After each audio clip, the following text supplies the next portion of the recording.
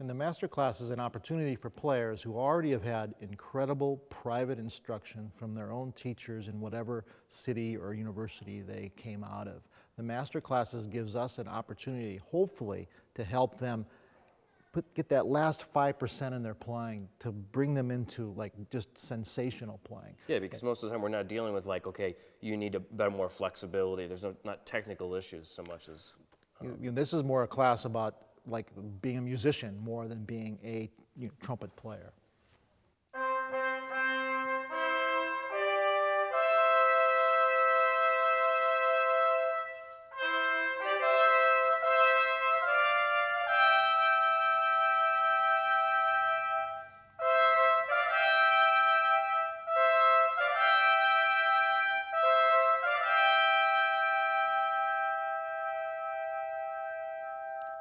So I think I would, you're vibrating a little bit, Ryan. I would, in this piece, I'd probably maybe a little not so obvious with the vibrato. I also think, at least the way we just played it was in the rehearsal just now, was quite a bit louder. Can you guys fill it up? And then you have somewhere to go on the diminuendo.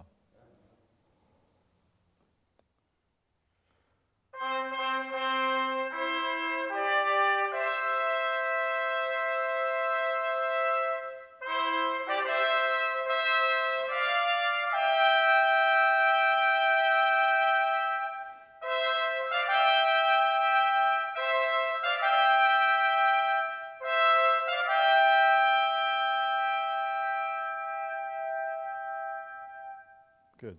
Yeah, the other thing is that, Stuart, you have to pay attention to where he breathes, and if he's consistent, either breathe with him or give a little break. So Tom has substantially larger lung capacity than me, so I find that sometimes I have to sneak breaths in spots where he doesn't need a breath, and then when he takes a breath, I just take a little. Like today we did that lick, and I was like, oh yeah, he didn't breathe there, so he's going to breathe in the next one. So that's one of the things you know, when you get used to playing somebody, you kind of figure that stuff out. And sometimes I don't breathe, but I give space for a breath, like in the phrase. But I've gotten over the years, and the bulk of the air is determined by the length, not my width, but my length, the height. So I do have a lot of air. Can you do something with the articulation, Ryan? And I can't quite put my finger on it, but maybe less melodic and more of a front, do, do, do, do, do, do, a little more martial sounding. And maybe just a touch quicker. Do, do, do, do, do, do.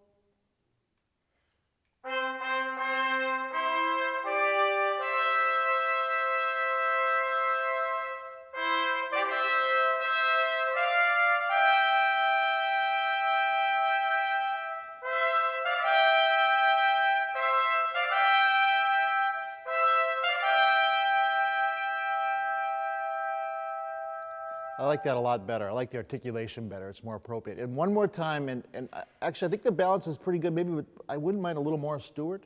Yeah, it's part of it is that Ryan's sound is a little bit more focused, so a little louder, and just think of, I don't know, a more dense.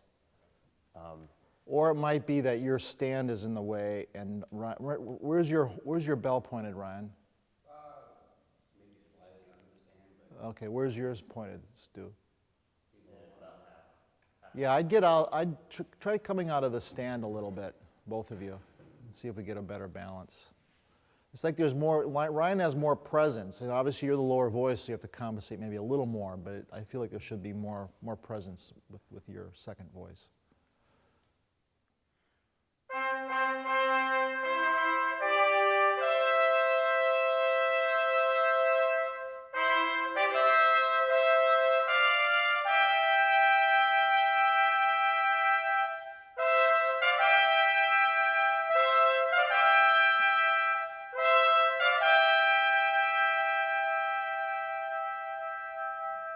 Good, that was nice. I'm just going to jump in on a second.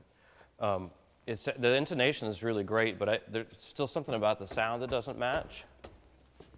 And I know you're getting used to the rotaries and everything, but yeah, Ryan's a little more brilliant than you are, Stuart. I'm not sure what to attribute that to. you just sit there and I'll not sit on your lap.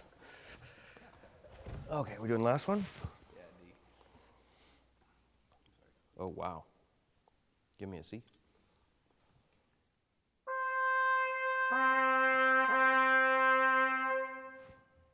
Okay.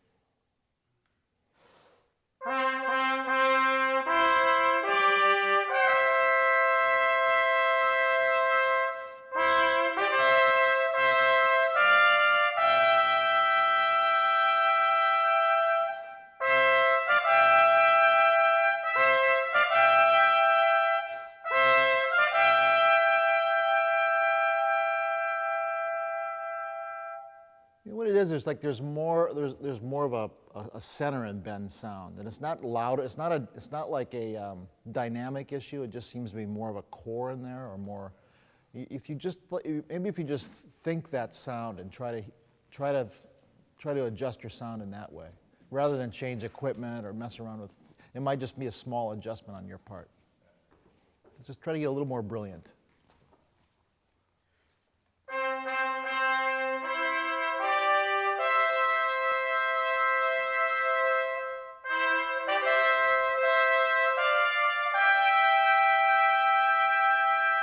I know. Try something else, Stuart.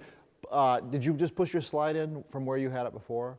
No. Push your slide in a little bit, and then sit on the pitch a little bit. It seems to me, I sense that your slide's out too far. Then you're not blowing in like the really great. You're lipping it into tune. So just try that and see if that works.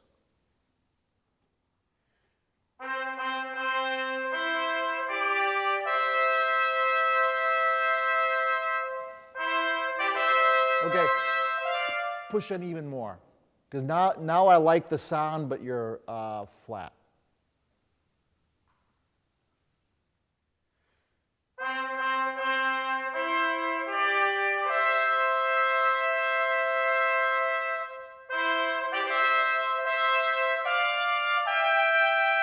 Okay.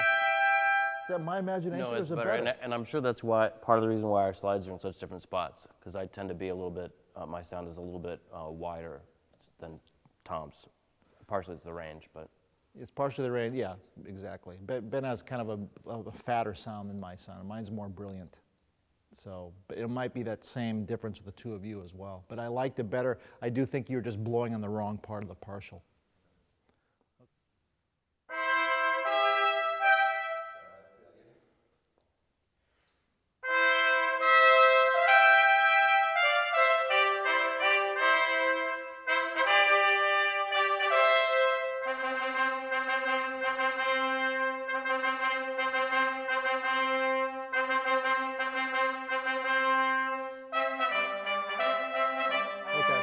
Stop right there. You know what, Stuart? You just put the slide where Ben had it. Because you're fighting it and you're going low, flat in the low register. And also let's make, now you're using the same articulation that you used in the previous passage. This is not the same articulation. This should be a much more, it should be much more clear and kind of, it's much more exciting kind of an articulation. It's not that round, noble do do. It's more of a da da da da da da da da da da da da da da da da da. Okay.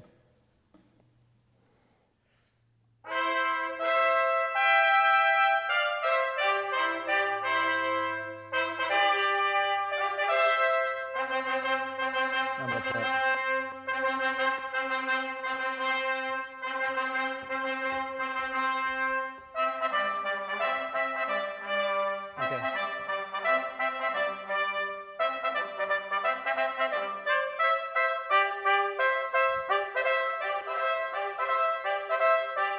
So then thanks, Ryan. So then you would, after you play the melody, You come back down, right? come back down. Yeah. Well, the horn all of a sudden feels bigger to me. Let's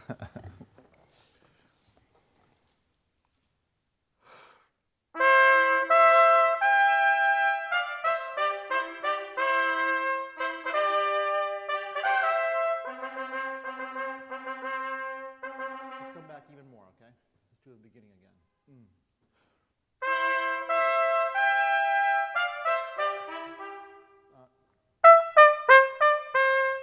okay? You're playing. So it's not staccato, but it's definitely, it's struck firmly, and it's actually the length of an eighth note, okay?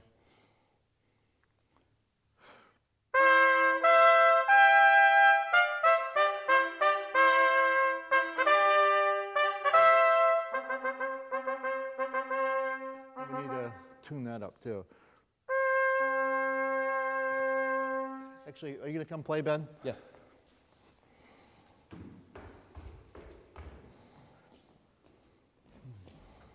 So, you know, the low C's out, either you were low or I was high, and so the slide, is it a slide where you have it? You just don't want to push it in your, yeah, I don't blame you, but.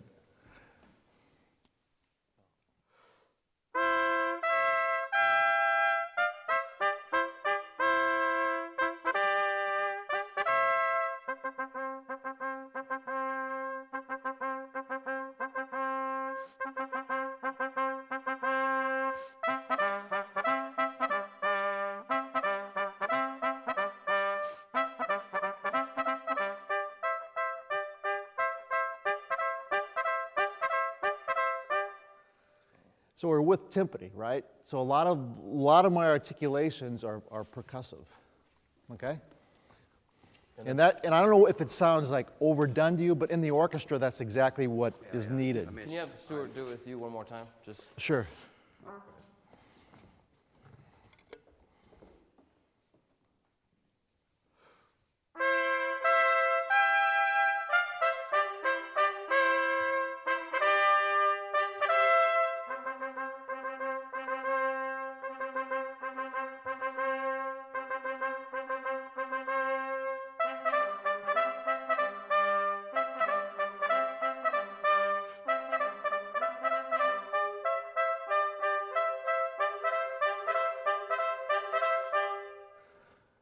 Yeah, I think that slide's too far in for you now, Stuart. I had the same feeling for myself. So. It's better, but you're still playing your the quarters that he was talking to you about. You're still playing. They're longer and they're a different shape than what he's doing. Yeah, it's the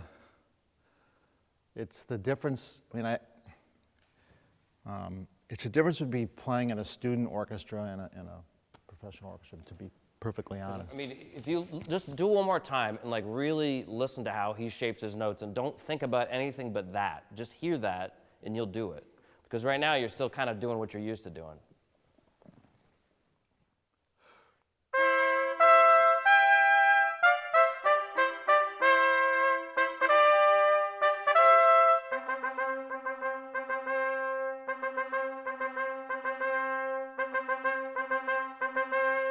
Okay, and then add one more thing. Just add more. That was better. I mean, That was better. Substantially better. Add more energy. Just add and feel the rhythmic pulse inside of you. Just so every subdivision you feel right down here, and just feel just create more energy in your playing.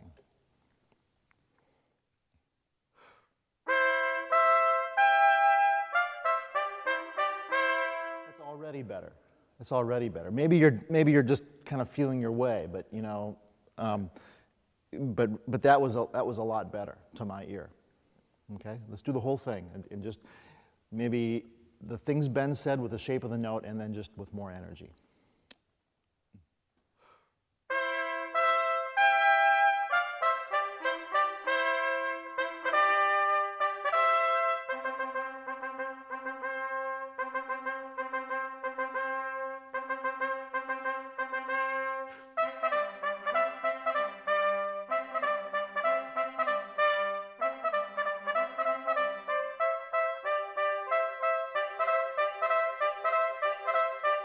That was a lot better. But I noticed it when I'm playing with you, I feel like I need to start beating. So that, and with Ben, I don't have to do that. And I think that means that rhythmically you're not micromanaging it quite enough, and you're not absolutely rhythmically accurate. So that would be something you'll work on. You want to try it?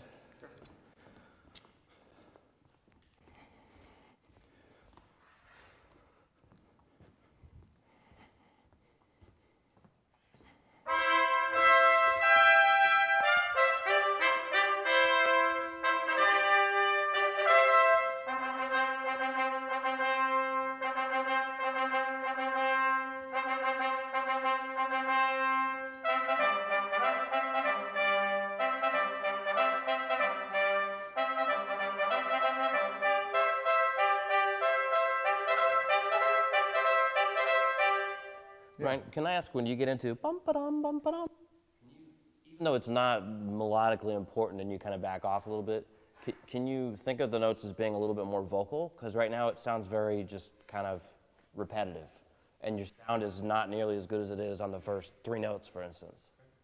Yeah, it sounds muscular and not buoyant. So go for the buoyant sound.